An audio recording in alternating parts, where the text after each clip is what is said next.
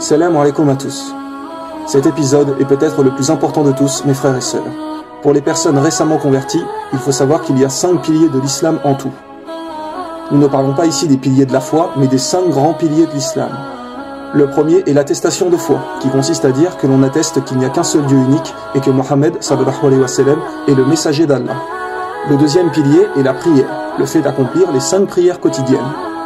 Le troisième est de jeûner le mois du Ramadan. Le quatrième est l'aumône aux pauvres. Et le dernier est d'accomplir le pèlerinage à la Mecque au moins une fois dans sa vie. Vous allez à présent vous rendre compte de l'importance des récompenses cachées et des secrets qu'il y a derrière tout ça. Voici le secret des piliers, le secret des piliers, le secret des piliers.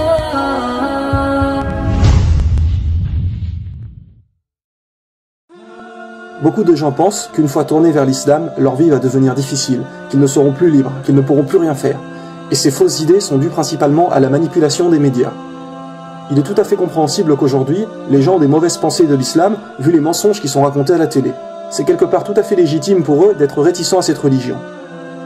Mais malheureusement, ils sont complètement endoctrinés par le système et sont à l'opposé de la vérité. Ces gens vivent dans le mensonge. L'islam insiste bien sur le fait que tout le monde est égal. Hommes, femmes, noirs, blancs, asiatiques, arabes, etc. Vous ne trouverez jamais de racisme chez les vrais musulmans. Vous pensez qu'une fois être tourné vers l'islam, vous prenez la mauvaise voie ? En vérité, vous reconnaissez l'évidence et vous ouvrez les yeux. Vous retirez le voile du mensonge qui était devant vous et devenez libre. Libre de vos choix. Libre de ne pas toujours être complètement soumis à ses désirs. De ne pas sans arrêt faire n'importe quoi et de se dire après « Oui, je fais ces bêtises, fumer, boire, etc. M'acheter des vêtements de marque parce que je vais être comme tout le monde, je veux suivre la mode. » On vous impose cela, qu'ils sortent des modes, des styles vestimentaires, qu'ils vont passer à la télé, sur des affiches. Puis ils créent des soi-disant stars, acteurs, chanteurs, etc. qui vont porter ces vêtements et vont vous faire penser que ce sont des exemples pour que vous ayez envie de faire de même. Nous sommes constamment bombardés de pubs. Le fait de justement vous imposer cela a pour but de vous donner une fausse importance.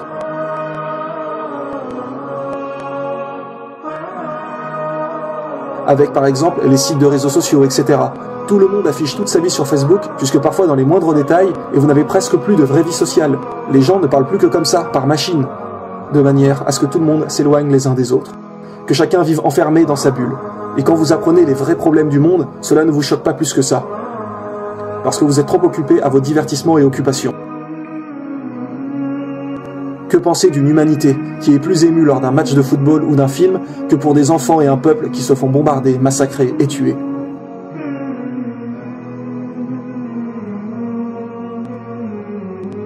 Les gens vivent comme à la télé, s'habillent comme à la télé, mangent comme à la télé.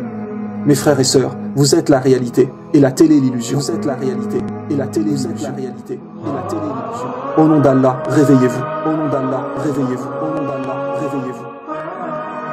Sachez qu'une fois que vous mentionnez l'attestation de foi, Allah vous pardonne tous vos péchés antérieurs, car ils étaient faits quelque part par ignorance, hors de l'islam. Mais rappelez-vous que plus tôt vous vous convertirez, plus vous aurez du temps dans votre vie pour commettre des bonnes actions, aider des gens, prier, conseiller vos proches à se tourner vers l'islam. Sachez qu'aucune action n'est négligeable.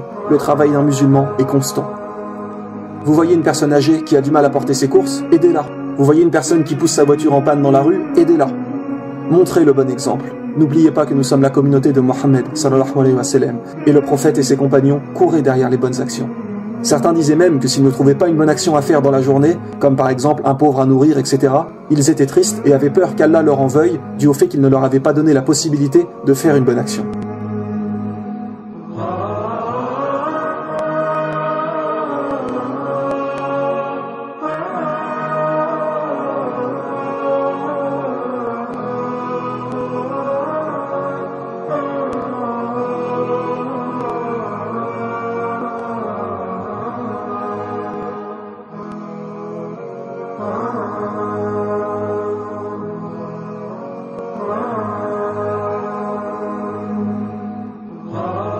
Une fois l'attestation faite, efforcez-vous de ne plus vous mettre en colère, de ne plus jamais mentir. Le prophète sallallahu alayhi wa sallam a dit « Dites la vérité, même si elle est amère. Œuvrez au maximum dans le bien pour avoir, Inch'Allah, les meilleurs niveaux du paradis. Car le paradis se mérite, alors consacrez le plus de temps à faire le bien. » Beaucoup de gens négligent malheureusement le second pilier qui est la prière. Pour beaucoup de musulmans, c'est juste « je ne mange pas de porc et je jeûne le mois de Ramadan ». Beaucoup font juste cela parce que c'est une habitude et puis voilà. ce n'est pas tellement pour la religion, mais par tradition. Alors que la prière, mes frères et sœurs, est ce qui vous maintient debout. Elle renferme tant de bonheur. Quand on prie avec crainte d'Allah et espoir de sa miséricorde, il y a un véritable bien-être lors de la prière. Saviez-vous qu'au jour du jugement, la toute première chose qui vous sera demandée sera la prière? Avez-vous prié? Alors voulez-vous commencer votre jugement correctement ou voulez-vous déjà débuter avec un manque plus que crucial? Mes frères et sœurs, la prière est le seul pilier de l'islam qui vous rattache à Allah tous les jours. En y réfléchissant, l'attestation de foi, il faut la dire une fois dans sa vie et puis c'est fait, même s'il est tout à fait possible de le redire et c'est d'ailleurs bien évidemment conseillé. Mais une fois qu'on l'a dit, ça y est, le premier pilier est rempli. Aux yeux d'Allah, nous sommes musulmans. Le ramadan ne dure qu'un mois dans l'année, l'aumône ne se fait pas non plus tous les jours, et le pèlerinage doit se faire minimum une fois dans sa vie. Mais quel est le seul pilier qui vous rattache vraiment à Allah tous les jours? La prière. 5 fois par jour, cela vous met en contact avec Allah. Beaucoup de gens demandent « Comment puis-je ne plus commettre de péché ?» Eh bien voilà la réponse, la prière. La prière est l'acte qui vous permet de ne plus commettre de péché. Car quand on la fait 5 fois par jour assidûment, à l'heure, avec sincérité, on pense sans cesse à Allah. Et si on est vraiment sincère avec nous-mêmes, à force de prier, nous allons culpabiliser et arrêter les péchés. C'est votre vie qui doit tourner autour de la prière et non l'inverse. C'est votre vie qui doit tourner autour de la prière et non l'inverse. C'est votre vie qui doit tourner autour de la prière et non l'inverse. On doit adapter sa vie aux prières et non adapter ses prières à sa vie. Allah a dit dans le Coran, chapitre 29, verset 45, « En vérité, la prière préserve de la turpitude et du blâmable. Le rappel d'Allah est certes ce qu'il y a de plus grand. Le rappel d'Allah est certes ce qu'il y a de plus grand. Le rappel d'Allah est certes ce qu'il y a de plus grand. »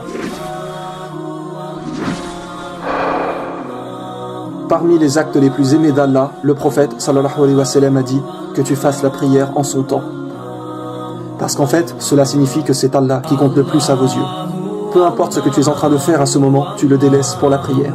Donc, quoi qu'était ton occupation, Allah passe devant celle-ci. Allah passe devant celle-ci. Passe devant celle-ci. Beaucoup de gens, malheureusement, font leur prière sans véritable concentration. Ils voient ça comme une contrainte et essayent de la faire la plus vite possible pour s'en débarrasser. Et c'est justement pour ça qu'ils ne trouvent pas de vraie spiritualité et de plaisir. À regarder certaines personnes faire la prière, on dirait qu'ils font presque du sport, tellement ils vont vite. Et puis vous avez tendance à aller tellement vite que bien souvent vous avez encore la tête à ce que vous faisiez avant. Par exemple, vous étiez en train de jouer à un jeu précédemment, ou bien vous étiez en train de travailler, et là vous arrêtez et vous allez prier immédiatement. Et finalement, bien souvent, vous avez encore la tête au travail. Vous récitez les paroles de la prière, mais votre tête pense encore à ce qu'elle faisait avant. Souvent, lors de la prière, on est là et on se dit « Mince, j'ai oublié de faire ça » ou « Je devais appeler cette personne », etc. Et finalement, votre esprit n'est pas du tout concentré sur ce qu'il fait. Voici un conseil, mes frères et sœurs, qui peut peut-être vous aider pour être plus concentré. Attention, cela n'est pas du tout une obligation, ce n'est simplement qu'un conseil. Donc, quand vous arrêtez votre occupation pour aller prier, eh bien, arrêtez-vous 2 minutes plus tôt et essayez de vider un peu votre esprit, de manière à évacuer les pensées qui vont vous perturber lors de votre prière. Quand vous la commencez, la première chose que l'on dit est « Allahu Akbar », qui veut dire « Allah est le plus grand ». Allah est le plus grand. Cela veut dire qu'Allah est plus grand que votre travail, plus grand que vos occupations, plus grand que vos problèmes, que quoi que ce soit que vous ayez en tête. Donc ça y est, à partir de maintenant, vous êtes dans votre prière.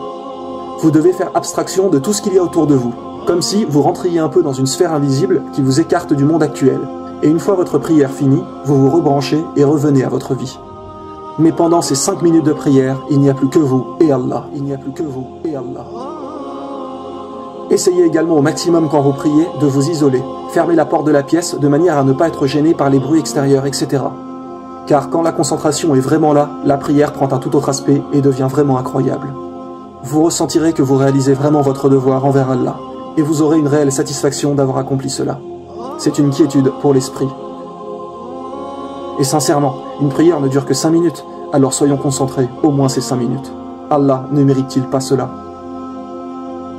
Malheureusement aussi, beaucoup de gens ne font pas trop leur prière à l'heure et se retrouvent le soir à devoir faire les 5 prières en même temps. Alors forcément, avec la fatigue, vous n'avez aucune motivation et vous allez bâcler vos prières. Et comment voulez-vous apprécier après?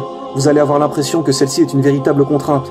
Et au fil du temps, vous risquez de ne plus supporter et de délaisser la prière. Si vous en avez la volonté, n'hésitez pas également à faire des prières supplémentaires. Car au jour du jugement, Allah demandera aux serviteurs « Voyons les prières supplémentaires ». Et celles-ci rattraperont peut-être les prières obligatoires qui ont été négligées et faites rapidement. Donc, tout acte supplémentaire, cachez-le. Que ce soit une aumône, aider quelqu'un, une prière, ne le dites à personne. Ne vous vantez surtout pas.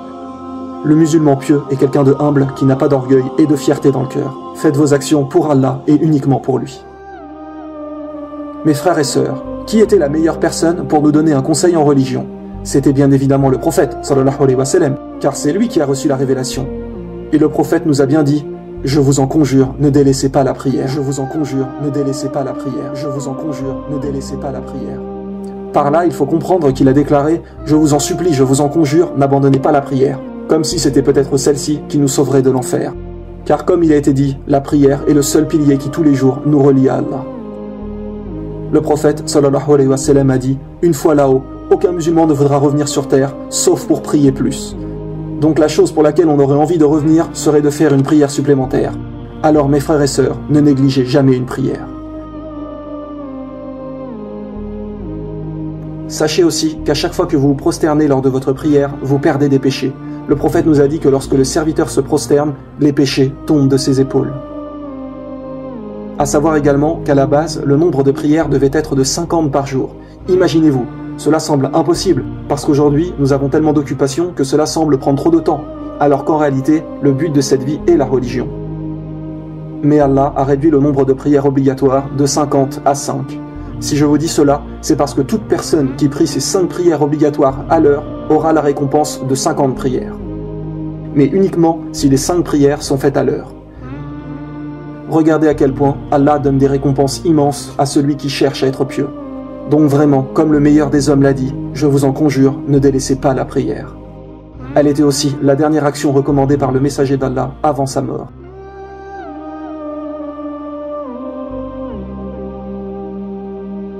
Il y a 2 choses de difficiles dans la religion. La première, la conversion, donc le fait d'accepter la vérité avec le début de la pratique. Et la deuxième chose difficile est de rester assidu au fil du temps. Et la deuxième est bien souvent la plus dure. Car au début, on apprend et on est motivé, et puis par le temps, cela s'efface. Donc faites toujours attention que votre prière et votre religion ne deviennent pas une routine, une habitude, car vous perdrez votre concentration et votre foi s'affaiblira. Les rappels, mes frères et sœurs, sont justement là pour augmenter votre foi. Allah a dit, le rappel profite aux croyants. Car le temps peut être notre ennemi. Avec le temps, vous vous habituez et perdez votre concentration et votre sincérité. Allah a d'ailleurs dit dans le Coran, chapitre 103, versets 1 à 3, « Par le temps, l'homme est certes en perdition. Sauf ceux qui croient et accomplissent les bonnes œuvres, s'enjoignent mutuellement la vérité et s'enjoignent mutuellement l'endurance. » C'est pour cela qu'il faut des rappels. Donc la prière, comme la religion, doit être entretenue. Sinon, cela devient une routine et vous éloigne d'une bonne pratique. Le troisième pilier, l'aumône aux pauvres, a plusieurs buts. Sachez qu'en fait, il est du devoir du musulman de donner un tout petit pourcentage de ce qu'il a gagné une fois par an. Donc bien évidemment, ce n'est obligatoire que si vous gagnez de l'argent et que vous en avez assez pour vivre. Mais sachez que si tout le monde le faisait et donnait une infime partie de ce qu'il gagne une fois par an, eh bien il n'y aurait plus du tout de pauvres sur terre. Plus de personnes qui meurent de faim, de soif, etc. Rappelez-vous la chance que nous avons de pouvoir dormir au chaud sous une couette quand certains dorment dans le froid dehors. Rappelez-vous la chance que nous avons de pouvoir manger ce que nous aimons quand certains doivent manger des restes qu'ils trouvent par terre ou dans les poubelles. Rappelez-vous aussi la chance que nous avons, lorsqu'on a soif, d'avoir simplement à bouger la main et ouvrir le robinet, quand certains marchent des kilomètres pour avoir de l'eau dans un puits, ou bien même lorsqu'ils sont obligés de boire de l'eau de pluie dans les flaques, etc. Pensez à eux quand vous vous couchez le soir sur un matelas et que eux sont à même le sol. Ils n'ont pas l'oreiller ou tout le confort que nous possédons. Des gens disent « Oui, mais quand on voit des pauvres dans la rue, on ne sait jamais trop si on doit leur donner. » Car peut-être qu'avec l'argent, ils vont s'acheter de l'alcool ou des cigarettes. Mais ça, mes frères et sœurs, vous n'y êtes pour rien. L'important est qu'aux yeux d'Allah, vous avez fait votre don. Nous, notre devoir, c'est de donner. Ce n'est pas vous qui achetez de mauvaises choses. Vous faites simplement le bien. Et puis, tous les pauvres ne font pas ça. Certaines personnes s'achètent vraiment à manger, à boire, etc. Parce que, imaginez que tout le monde réagisse comme ça. Que tout le monde se dise « Non, je ne donne pas, car je ne sais pas ce qu'il va faire avec. » Eh bien, dans ce cas, personne n'aidera jamais ceux qui sont vraiment dans le besoin. N'oubliez pas que vous donnez pour Allah. Vous, votre travail s'arrête à donner. Voulez-vous faire partie de l'aide et de la solution, ou de la méfiance et de l'inaction? Sachez que nous allons, Inch'Allah, peut-être bientôt commencer une aide humanitaire. Nous sommes en contact avec des zones en Afrique où vivent des gens qui sont dans un profond besoin. Et donc, nous organiserons des collectes de dons par Internet à qui voudra participer. Nous allons bientôt, Inch'Allah, nous rendre sur place et tout filmer, pour que vous puissiez vous rendre compte de vos propres yeux de la difficulté que vivent ces gens. Et comme nous savons que beaucoup de personnes disent qu'ils ne savent pas souvent à qui faire une aumône, eh bien nous allons peut-être vous donner l'occasion, Inch'Allah, de réaliser cela. De plus que, comme il est dit, tout sera filmé. pour que vous vous rendriez bien compte des personnes que vous aidez. Nous vous tiendrons au courant de tout, Inch'Allah. Mais il est de notre devoir d'aider au maximum ceux qui sont dans le besoin. Alors mes frères et sœurs, quand vous voyez des pauvres dans la rue, n'hésitez pas à donner un peu. Ne serait-ce qu'1 ou 2 euros. Chacun fait en fonction de ce qu'il a. Mais ne négligez pas d'aider quelqu'un. Le musulman a la responsabilité d'aider son prochain. Le musulman a la responsabilité d'aider son prochain. Le musulman a la responsabilité d'aider son prochain. Et toujours, lorsque vous donnez, faites en sorte de ne le dire à personne. Vous donnez pour Allah.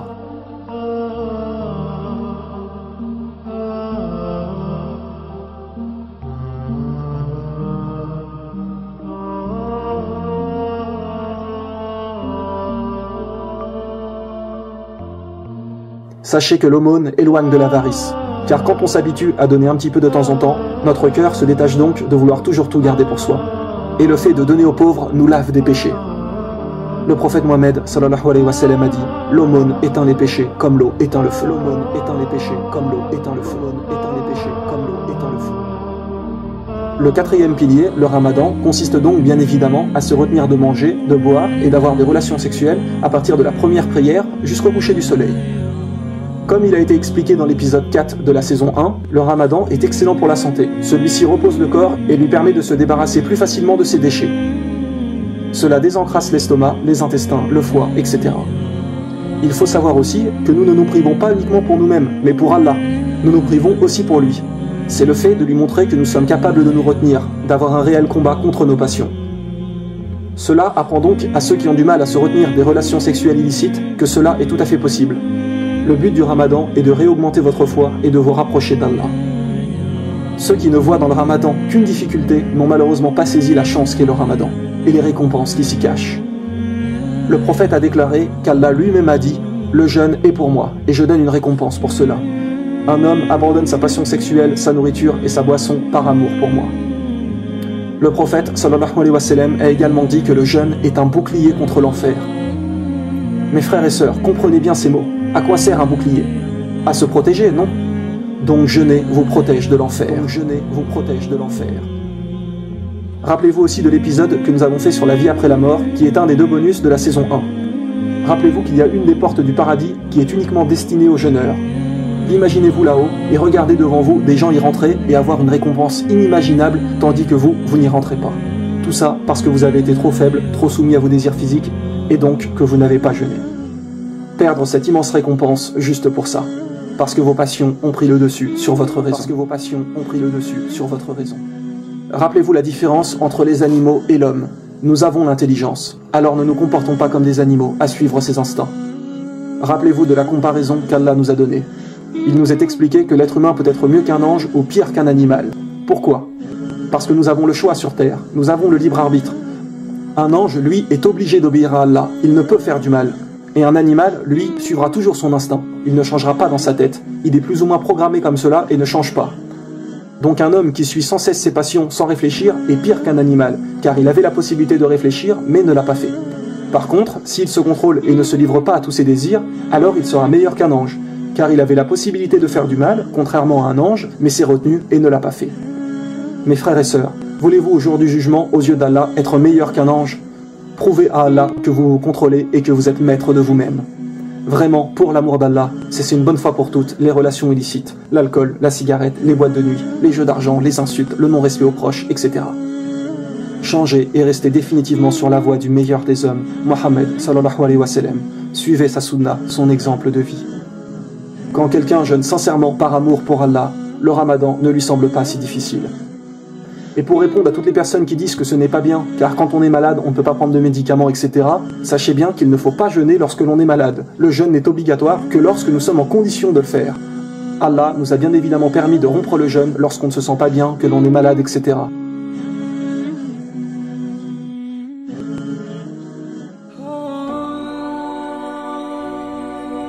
Allah nous a bien dit « nulle contrainte en religion ». Il est également dit dans le Coran, chapitre 2, verset 185, « Allah veut pour vous la facilité, il ne veut pas la difficulté pour vous ». Il y a énormément d'autres récompenses derrière ce mois de Ramadan, et les gens ne s'en rendent pas compte, car le prophète a dit « Si seulement ma communauté savait ce qu'est le Ramadan, elle aurait souhaité que toute l'année soit Ramadan ». Le tout dernier pilier est donc le pèlerinage à la Mecque. Tout musulman qui a une foi sincère rêve d'y aller un jour. Avant de commencer et d'expliquer, sachez que comme pour le ramadan, le pèlerinage à la Mecque n'est obligatoire si et uniquement si vous en avez les capacités physiques et financières. Donc quiconque n'a pas assez d'argent pour faire le voyage ou n'en est pas capable physiquement n'a pas à le faire. Maintenant, n'oubliez pas qu'Allah sait ce qu'il y a dans votre cœur et sait réellement qui n'a pas les moyens de réaliser le pèlerinage. C'est en grande partie à la Mecque, mes frères et sœurs, que le prophète a vécu. C'est là-bas même que celui-ci priait et expliquait l'islam aux gens. Lorsqu'on fait le pèlerinage, tout le monde doit être habillé de la même manière. Il n'y a plus de pauvres ou de riches, on ne les différencie plus. C'est comme on pourrait dire une parcelle de l'au-delà. Il y a une sensation indescriptible de lorsque vous arrivez et que vous voyez la Kaaba et ces millions de gens qui viennent de toute la planète pour venir remercier notre Créateur. C'est de notre devoir de nous y rendre au moins une fois. Et la récompense qui est derrière est incroyable. Le prophète a dit que parmi les meilleures actions que l'on puisse faire, il y a le fait de faire un pèlerinage sincère envers Allah. Attention, écoutez bien mes frères et sœurs. Le prophète sallallahu alayhi wa sallam a dit « Le pèlerinage sincère n'a d'autre récompense que le paradis. » Il a également dit « Celui qui accomplit le pèlerinage sans proférer des paroles obscènes ni commettre des actes indécents sort de son pèlerinage aussi innocent que le jour de sa naissance. » Et comment sortons-nous le jour de notre naissance? Sans aucun péché. Cela veut dire que le pèlerinage nous lave de tous nos péchés. Maintenant attention, sachez qu'Allah ne donne pas forcément l'occasion à tout le monde d'aller au pèlerinage. C'est quelque chose qui se mérite, et ces récompenses ne sont valables qu'à ceux qui sont bien évidemment sincères dans leur foi. Pas à ceux qui viennent réaliser leur pèlerinage en vitesse, sans concentration, et repartent dans leur pays recommencer leurs péchés. Mais il y a là-bas la sensation d'être égal avec tout le monde. Plus de fierté et de richesse, tout le monde est là pour prier envers notre Créateur. La Kaaba est considérée comme la maison sacrée. Ne perdez surtout pas l'occasion d'y aller si vous en avez la possibilité.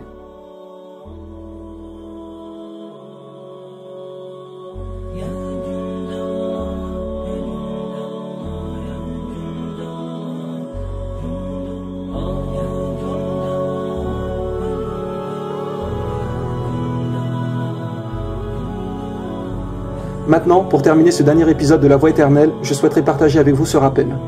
Allah dit dans le Coran, chapitre 8, verset 21, « Et ne soyez pas comme ceux qui disent « Nous avons entendu » alors qu'ils n'entendent pas. » Allah parle dans ce verset de l'action d'écouter. Ne soyez pas comme ceux qui disent « Nous avons entendu » alors qu'ils n'entendent pas. Ce verset a une profonde implication sur le genre d'auditeurs que nous sommes. De nos jours, nous regardons les médias, nous écoutons de la musique, pendant que parfois nos parents nous parlent. Nous recevons plusieurs informations en même temps sans vraiment prêter attention à l'une d'elles. Beaucoup de gens des fois écoutent un rappel religieux tout en regardant leur portable, envoyant des SMS, allant sur Facebook. Vous n'écoutez qu'à moitié. Nous devons devenir des gens qui prêtons toute notre attention, surtout lorsqu'il s'agit d'un rappel sur l'islam. À l'école, le prof va parfois dire « Éteins ton téléphone, concentre-toi, écoute ». Cela pour avoir une meilleure compréhension. Mais l'important dans tout ça, c'est qu'entendre ne veut pas forcément dire écouter. Quand vous regardez nos vidéos, vous entendez, certes, mais écoutez-vous vraiment? Quand vous écoutez vraiment, cela veut dire que vous avez pris le conseil qui vous a été donné. L'avez-vous appliqué dans votre vie? Y a-t-il eu du changement, vous comprenez? Entendre ne veut pas forcément dire écouter. Donc parfois, lorsqu'on vous donne un conseil, ne soyez pas de ceux qui disent « Oui, oui, je sais, j'ai déjà entendu », mais cela n'a en fait rien changé en vous. Lorsqu'un policier vous dit de faire quelque chose, vous le faites. Lorsqu'un docteur vous dit « Prenez ces médicaments, sinon vous ne guérirez pas », vous le faites. Vous entendez et vous mettez en pratique. Là, vous écoutez votre médecin. Et ça, c'est important, mes frères et sœurs. Il y a une immense différence entre savoir et agir en tant que tel. Oui, vous savez des choses, mais agissez-vous en fonction. Quand des fois on vous dit « Écoutez ces paroles », ok, vous les écoutez. Mais quand par exemple, un père dispute son fils car il n'a pas fait ce qu'il lui avait dit, le père va alors lui dire « Tu n'as pas entendu ce que je t'ai dit ?» Entendre, ce n'est pas écouter. Et c'est pour cela qu'Allah a dit « Et ne soyez pas comme ceux qui disent « Nous avons entendu » alors qu'ils n'entendent pas. » Nous avons une intelligence, alors soyons de ceux qui écoutent, entendent et mettent en pratique. Soyons de ceux qui servent à apprendre aux autres. Le messager d'Allah, sallallahu alayhi wa sallam, a été envoyé pour l'humanité entière. Mais une fois sa vie terminée, c'est à nous de transmettre ce que le prophète a dit. Allah nous a laissé le Coran et le préserve pour l'humanité. Mais l'islam repose aussi sur la sunna du prophète. Et le prophète n'était pas immortel. Nous avons tous un rôle à jouer. Donc le jour du jugement, lorsqu'Allah demandera au prophète « As-tu transmis ton message ?» Il dira « Oui, je l'ai fait ». Puis Allah demandera aux futures générations comme la nôtre s'ils ont reçu le message, et il se peut que certains disent non. Et qui sera alors entre les deux? Nous. Puis Allah se tournera donc vers nous, les musulmans, et dira « Avez-vous transmis le message de votre messager ?» Et qu'aurons-nous comme réponse? On était plutôt occupés, on n'avait pas trop le temps, on regardait la télé, l'ordinateur, l'iPhone, etc. Saviez-vous que là-haut, les gens que vous fréquentiez ici-bas et à qui vous n'avez pas parlé de l'islam viendront vous voir et vous le reprocheront. Ils vous diront, vous saviez que ce jour-là allait arriver, que le jugement viendrait, que l'enfer nous attendrait. Alors pourquoi ne nous en avez-vous pas parlé? Si vous ne leur en parlez pas et que vous vous en fichez, indirectement, cela veut dire que vous êtes d'accord pour que ces gens aillent en enfer. Bien évidemment, on ne peut pas expliquer l'islam à tout le monde, mais nous sommes 1,7 milliard de musulmans sur Terre. Le calcul est rapide. Si chaque musulman guidait ne serait-ce que 2 ou 3 personnes, eh bien l'humanité entière pourrait être sauvée. Donc n'hésitez pas à parler aux gens de l'islam, et toujours de la manière la plus convenable possible. Après, si ces personnes ne veulent rien entendre, c'est autre chose. Mais au moins vous avez fait votre devoir, vous avez fait votre devoir, vous avez fait votre devoir. Nous ne disons pas que ça y est, vous devez tous sortir de chez vous et devenir des prédicateurs de l'islam et donner des discours, etc. Mais il y a plusieurs manières de montrer ce qu'est l'islam. Et vous pouvez au moins le montrer à travers votre comportement. Soyez des exemples à suivre, devenez agréable, poli avec tout le monde, serviable, que les gens se disent « Mais dis donc, tu as changé depuis que tu es assidu dans la religion, tu es devenu quelqu'un de vraiment bien ». Et là, à ce moment, soyez fiers de répondre « Oui, car c'est ma religion qui me le demande. C'est ça l'islam ». Et ça, mes frères et sœurs, cela fait réfléchir les gens.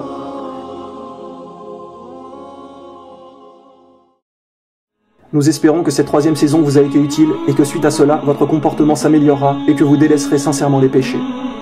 Rappelez-vous que le bon comportement est la priorité du musulman. On a demandé au prophète, sallallahu alayhi wa sallam, qu'est-ce qui fait le plus accéder au paradis? Il répondit, la crainte d'Allah et le bon comportement. La crainte d'Allah et le bon comportement. La crainte d'Allah et le bon comportement.